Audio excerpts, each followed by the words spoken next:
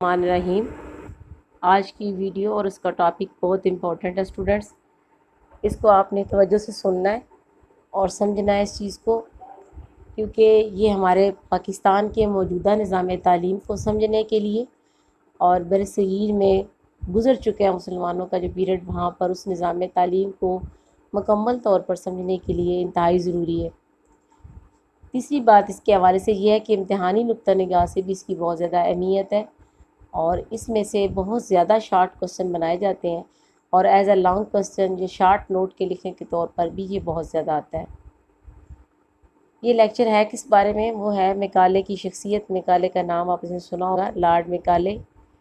Lord میکالے دراصل supreme council کا ممبر تھا، اور یہ 1833 میں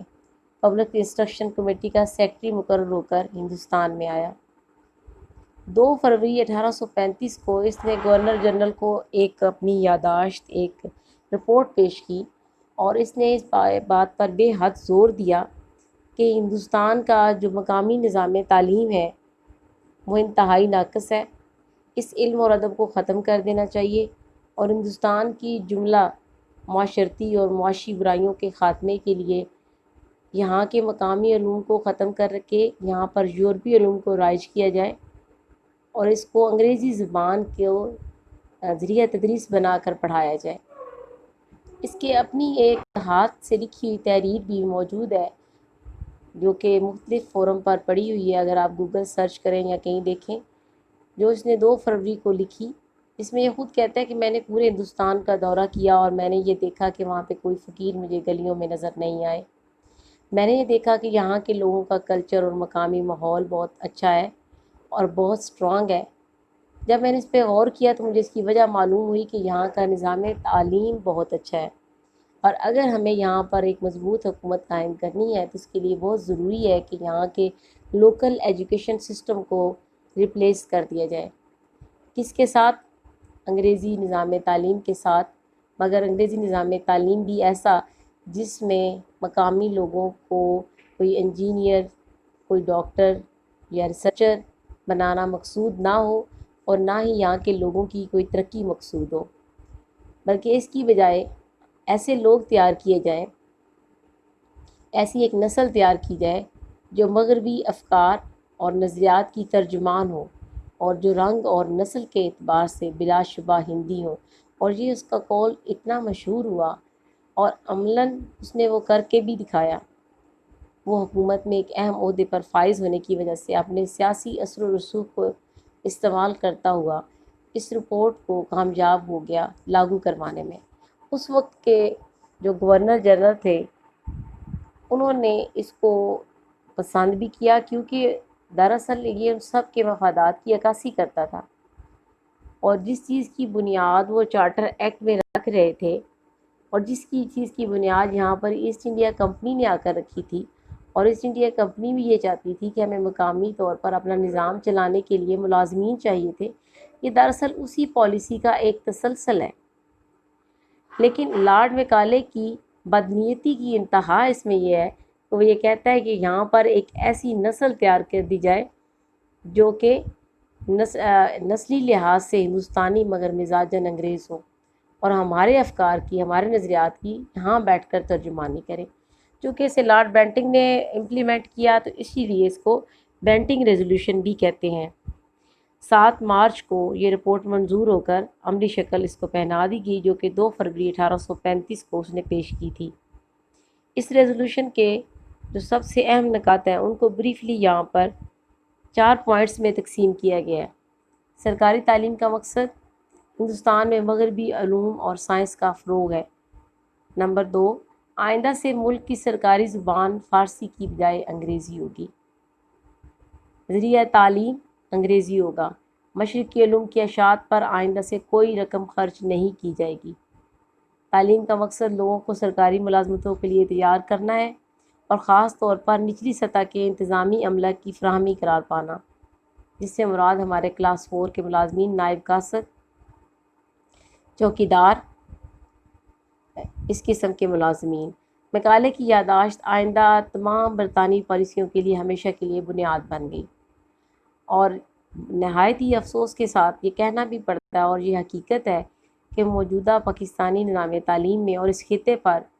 اس مقالے کی رپورٹ کے بہت ہی دور رس اور بہت ہی بھیانک نتائج اور اثرات آج تک موجود ہیں۔ آج بھی سرکاری زبان دیکھ لیں، اس اردو ہونے کے باوجود عملاً اس کا کیا حال ہے۔ ذریعہ تعلیم انگریزی ہونا چاہیے، اردو ہونا چاہیے، اس جھگڑے سے ہم آج تک نہیں نکل سکے۔ آج بھی ہمارے طالب علموں کا، والدین کا اور اساتذہ کا نقطہ نظر کیا ہے کہ تعلیم کا مقصد سرکاری ملازمتوں کا حصول ہے۔ تو یہ ہم کہنے میں حق بجانب ہے کہ مقالے نے جس چیز کی بنیاد رکھی تھی وہ پروان چڑھ کر ایک درخت بن گیا، اور اس کی جڑیں اتنی پھیلی ہیں کہ جو آج تک ہمارے اس نظام تعلیم میں، اس خطے میں ہماری بدبختی ہے کہ موجود ہیں۔ اسی دور میں 1841 میں تعلیم عامہ کمیٹی بھی ختم کر دی گئی، اور مزید مقالے کی ہی بات کو آگے بڑھاتے ہوئے لارڈ ہیڈنگ نے اعلان کر دیا پورے ملک میں کہ آئندہ سرکاری ملازمت صرف انہی افراد کو دی جائے گی جو سرکاری اسکولوں سے پڑھے ہوئے ہوں گے۔ یوں سرکاری ملازمت کا حصول تعلیم کا مقصد بن گیا۔ بظاہر یہ بات سادہ ہے کہ سرکاری اسکولوں سے پڑھے ہوئے لوگوں کو تو پھر وہ ترجیح دے رہے تھے، لیکن در حقیقت سرکاری اسکول کون سے؟ سرکاری کے لفظ کو ہٹا کر دیکھا جائے تو سرکاری اسکولوں سے مراد مشنری اسکول تھے، جہاں پر عیسائیت سیکھیں اور انگریزی سیکھیں تو آپ کو ملازمت دے دی جائے گی، بصورت دیگر آپ کو ملازمت نہیں دی جائے گی۔ یہ جو دور شروع ہوا اور یہ جو نظریات شروع ہوئے، یہ جا کر ختم ہوئے چارلس ووڈ کے مراسلے، جو کہ ووڈ ڈسپیچ کے نام سے، اور الگ سے آپ کو اس کے اوپر ایک لیکچر میں انشاءاللہ دوں گی۔ اور مسلمانوں کے لیے سیاسی طور سے، سیاسی اعتبار سے یہ دور بہت ہی مصائب کا اور مشکلات کا دور تھا۔ وہ اپنی بقا کی جنگ لڑ رہے تھے، حکومت چھن چکی تھی، ثقافت اور کلچر اور بچوں کی تعلیم اور ان کی زبان تک ان سے چھینی جا رہی تھی، ان کا ثقافت اور ادب بھی ان سے چھینا جا رہا تھا، لہذا وہ ہر لحاظ سے مشکل کا شکار تھے۔ ان کے تمام مدارس غیر تسلیم شدہ قرار دے دیے گئے، یہاں کے پڑھے ہوئے لوگوں کو کوئی بھی نوکری دینے کو تیار نہیں تھا، اور مفت اور عوامی تعلیم کا دور ختم ہو گیا۔ اب تعلیم پیسوں کے ساتھ خریدی جا سکتی تھی، اور اسکول بھیجنے میں بچوں کے دین اور ثقافت کے جانے کا خدشہ بالکل قوی ہو چکا تھا۔ اسی دور میں چند ایک اہم واقعات بھی ہوئے۔ 1815 میں سرکاری سطح پر بمبئی ایجوکیشن سوسائٹی بنائی گئی، تو دوسری طرف کلکتہ ودیالیہ کے نام سے پہلا گورنمنٹ کالج ہندوستان کا 1816 میں قائم کیا گیا۔ 1823 میں